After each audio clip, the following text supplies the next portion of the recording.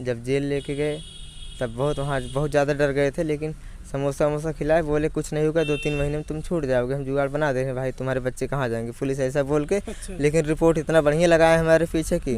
2 साल से ऊपर ये जेल में रहते हैं, फिर कहाँ कैसे आपका गुजर हो रहा था?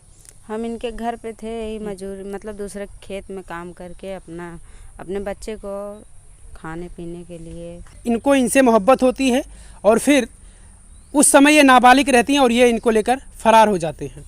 फरार होने के बाद इनके ऊपर मुकदमा दर्ज होता है, इनके घर वाले कराते हैं और फिर नाबालिग होने के नाते इनके ऊपर लगता है पॉक्सो।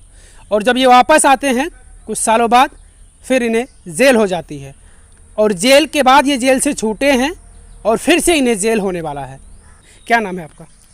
मनीषा। मनीषा जी, कैसे इनसे मुलाकात हुई थी, कैसे प्यार मोहब्बत का शुरुआत कहाँ से हुआ था? पढ़ने जाते थे, वहीं से मुलाकात हो गई थी, मतलब और बातचीत होने लगी धीरे धीरे। फिर गांव के लोग जान गए, मम्मी पापा जान गए। हाँ, फिर वो लोग मतलब हमें डांटने लगे, बोलने लगे हाँ बातचीत मत किया करो, क्या कैसे। सबके घर वाले ऐसे बोलते हैं। हाँ। तो हमारे घर वाले भी बोल रहे थे, पर अब हम इनसे बात कर रहे थे, अब इनसे प्यार मोहब्बत हो गया था तो हम बात करना नहीं छोड़ रहे थे। कौन सी ऐसी परिस्थितियां बनी कि आपको इस तरीके का कदम उठाना पड़ा कि इन्हें लेके आपको भागना पड़ा? देखिए, पहले जब मामला ज़्यादा बढ़ गया, कुछ लोग कहने लगे तुमको जान से मार देंगे। तो हम भाग गए घर छोड़ के। हम घर छोड़ के भाग गए तो जो हमारा पर्सनल नंबर था उसको बंद कर दिए। हमारे पास 2 नंबर था, दूसरा नंबर भी जानते थे। फ़ोन लगा के अपनी परेशानी बताई, ऐसा ऐसा है और हमको भी मार देंगे, आपको भी मार देंगे, तुम्हारा नाम लगा देंगे, अगर तुमको नहीं पाए तो तुम्हारा नाम लगा देंगे, तुम फंस जाओगे न। अब हम करें तो क्या करें? अगर आपकी आज्ञा हो तो हम जहर खा के मर जाए, सबसे बढ़िया यही है। चाहे जहर खा के मर जाए, चाहे फांसी लगा के मर जाए, हम कैसे भी मर जाए हम। अब हम करें तो क्या करें? सब गांव के लोग भी जान रहे हैं, बहुत ज़्यादा बदनामी हो गई है। तो हमने कहा भाई आपकी इच्छा क्या है? इन्होंने कहा कि हमको अपने साथ ले चलिए। तो हमने एक बार मना कर दिया कि ठीक नहीं है हमारे हिसाब से। लेकिन अब उस समय ये नहीं पता था नाबालिग क्या होता है, पॉक्सो क्या होता है, सब कानून के बारे में कोई जानकारी थी नहीं, क्योंकि हम पढ़े लिखे भी नहीं है, कक्षा 3 तक पढ़े हैं। तो बहुत सोचे विचारे और कुछ लोगों से जानकारी लिए। हमने कहा ऐसी ऐसी बात है। तो वो भी अब जिनसे सलाह लिए वो भी पढ़े लिखे नहीं थे। वो बताया यार ऐसा अगर मर जाती है तो जब सब जान रहे हैं तो तुम्हारे पर नामजद मुकदमा कर देंगे, फंस जाओगे, बहुत बुरी तरह फंस जाओगे, तब तो तुम कहीं नहीं रहोगे। हमने कहा भाई वो कह रही है साथ देने के लिए न। और हमने उनसे पूछा भी भाई बाद में फिर हटने वाली बात मत करना। बोले जब ऐसा कह रही है तो भाई लिया चले जाओ। तो हम अपने आप जहाँ हम रुके थे, नाम नहीं लेना चाहेंगे, लेकिन हम इलाहाबाद ज़िले में रुके थे, वहाँ अपने आप चली आई। अपने आप चली आई। ये अकेले घर से चली गई? हाँ, अपने स्कूल आई, स्कूल से चली आई हमारे पास। अब वहाँ आने के बाद तो एकदम जी एकदम धक धक कर रहा था, हम क्या करें क्या ना करें। हम बात भी नहीं कर रहे थे। ट्रेन पकड़े इनको लेके, ट्रेन पकड़ लिए। इसके बाद भी रास्ते में भी कुछ बातचीत इनसे नहीं कर रहे थे हम। बस एक ही टेंशन था, घर भी छोड़ रहे हैं, ये भी अपना घर छोड़ रही है, क्या होगा क्या नहीं होगा, जाएंगे कहाँ, क्या होगा क्या नहीं होगा। तो फिर फ़ोन मिलाए, एक हमारे ख़ास नहीं वैसे मेहमान थे, उनसे बताया ऐसी ऐसी बात है। अब उनको आदमी की ज़रूरत थी तो वो हमको शरण दे दिए। तो हमने इनके साथ 2.5 साल रहा वहाँ।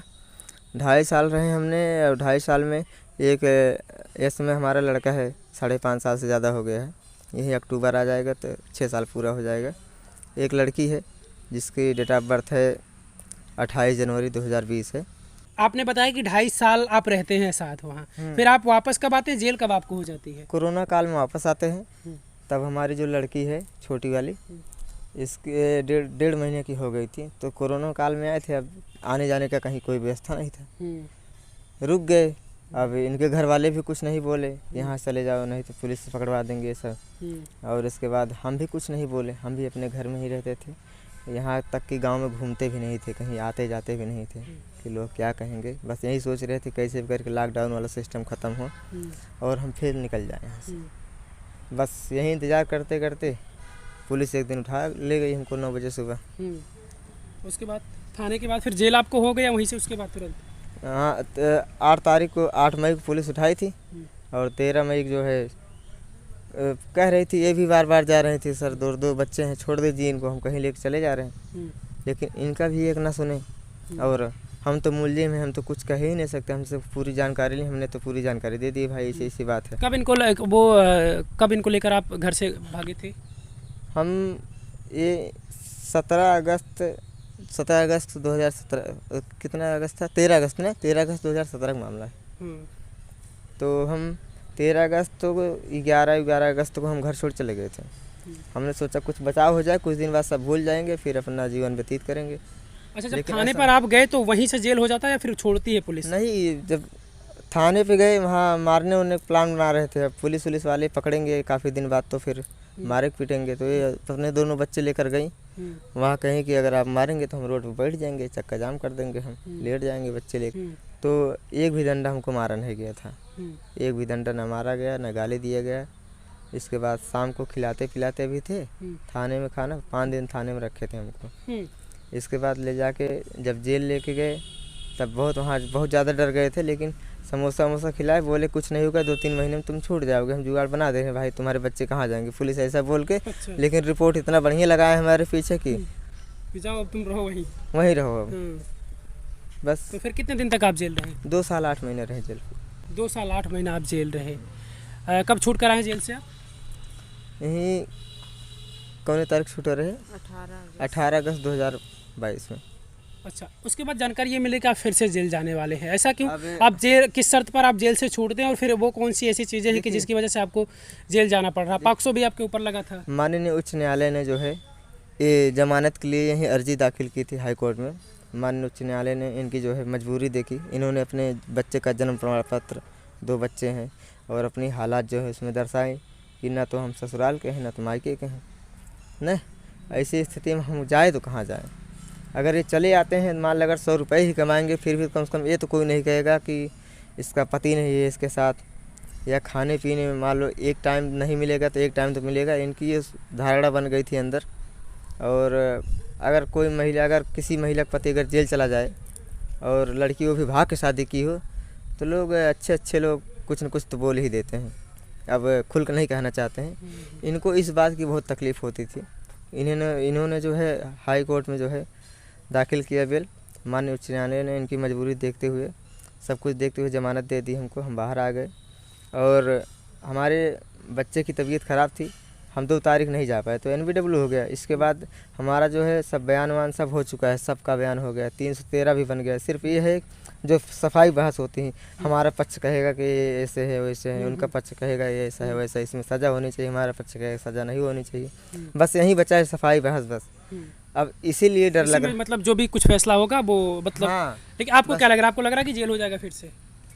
हमको तो अब भाई हमारे पास तो पैसे कौड़ी है नहीं, हम तो ऐसी अच्छी लड़ाई लड़ नहीं पा रहे हैं। बस छोटे मोटे वकील पकड़ लिए हैं, 1500 दे देते हैं कभी काल, तब वो कितनी बढ़िया लड़ाई लड़ेंगे क्या क्या नहीं। लेकिन ये है कि सुप्रीम कोर्ट का भी कई रूलिंग मैं देखा हूँ, जेल में रह के भी देखा हूँ, बाहर है फिर भी देखा हूँ। और इसके बाद जो है यहाँ हाई कोर्ट का भी देखा हूँ। हाई कोर्ट ने भी एक बार कहा था कि एक मामले में ऐसा ही मामला था, उन्होंने कहा था कि आरोपी को मान लिया जाए कि जेल भेज दिया जाए ना, वो तो अपना सज़ा काटेगा। लेकिन ये बच्चे जो हैं ये कैसी सज़ा काटेंगे जब कोई जिम्मेदार नहीं? या तो कोई जिम्मेदार हो, या तो भरण पोषण का कोई व्यवस्था हो इनके पास। अगर कोई व्यवस्था नहीं है तो दोषी जो आरोपी है उसको सज़ा देना तो भाई सज़ा तो बनता है, लेकिन आरोपी से ज़्यादा सज़ा तो बच्चे पाएंगे, उसकी पत्नी पाएगी, किसको क्या कहेगी वो। ऐसे मामले में छोड़ भी दिया गया है, लेकिन देखिए अब न्यायालय क्या करता है इस पर। 2 साल से ऊपर ये जेल में रहते हैं, फिर कहाँ कैसे आपका गुजर हो रहा था?